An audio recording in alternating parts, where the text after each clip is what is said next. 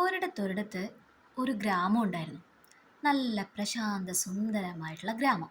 സന്തോഷവും സമാധാനവും ഒക്കെയുള്ള ഒരു ഗ്രാമം. ആ ഗ്രാമത്തിലെ ഒരു അരുവി ഉണ്ടായിരുന്നു. എല്ലാവരും ആ അരുവിയിൽ നിന്നായിരുന്നു വെള്ളം എടുത്ത് കുടിച്ചുകൊണ്ടിരുന്നത്.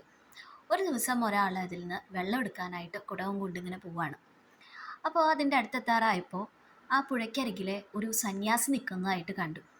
അപ്പോൾ അതെന്താണ് പതിവില്ലാതെ ഇവിടെ ഒരു സന്യാസി എന്ന് വിചാരിച്ച ആളിങ്ങനെ നോക്കി നിൽക്കുകയാണ്, എന്താണ് ആ സന്യാസി ചെയ്യുന്നതെന്ന്.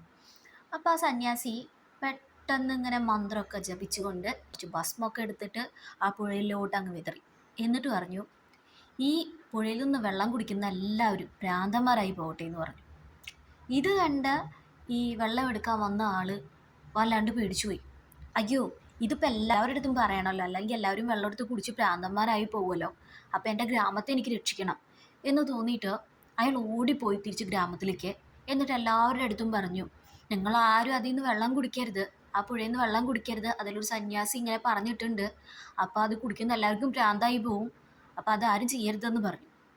അപ്പോൾ ആൾക്കാർ വിചാരിച്ചു, ഓ ഇവനത് എന്ത് പറ്റി, ഇങ്ങനെയൊക്കെ ഒരു ഭസ്മിട്ട് കഴിഞ്ഞാൽ വെള്ളം കുടിച്ച് ഭ്രാന്തായി പോവും എന്നൊക്കെ വെച്ചിട്ട് ആരും ഇതിനെ വില വയ്ക്കാതെ ആൾക്കാരൊക്കെ സ്ഥിരമായിട്ട് ചെയ്യുന്നത് പോലെ ആ പുഴയിൽ നിന്ന് വെള്ളമൊക്കെ എടുത്ത് കുടിച്ചു നടന്നു. അങ്ങനെ അങ്ങനെ ആദ്യം കുറച്ച് പേർക്ക്, പിന്നെ ബാക്കിയുള്ളവർക്ക്, അങ്ങനെ അങ്ങനെ ആ ഗ്രാമത്തിലുള്ള എല്ലാവർക്കും ഭ്രാന്തായി. അപ്പോഴും ഇയാൾ മാത്രം ഇങ്ങനെ എല്ലാവരുടെ അടുത്തും പറഞ്ഞു നടന്നു, നിങ്ങളാരും അതിന് വെള്ളം കുടിക്കില്ലേ, നിങ്ങൾക്ക് മുഴുപ്രാന്തായി പോവും, മുഴുപ്രാന്തായി പോവും എന്നൊക്കെ.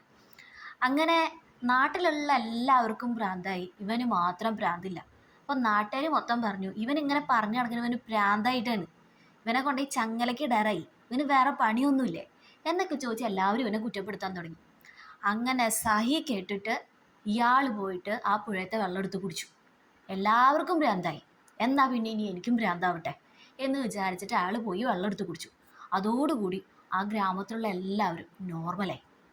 എന്ന് വെച്ചാൽ ആ ഗ്രാമത്തിലുള്ള എല്ലാവർക്കും ഭ്രാന്തായി. അപ്പോൾ പിന്നെ പരസ്പരം ആരെയും കുറ്റപ്പെടുത്തലോ ഒന്നുമില്ല.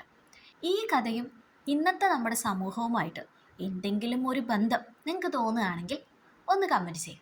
Thanks for watching.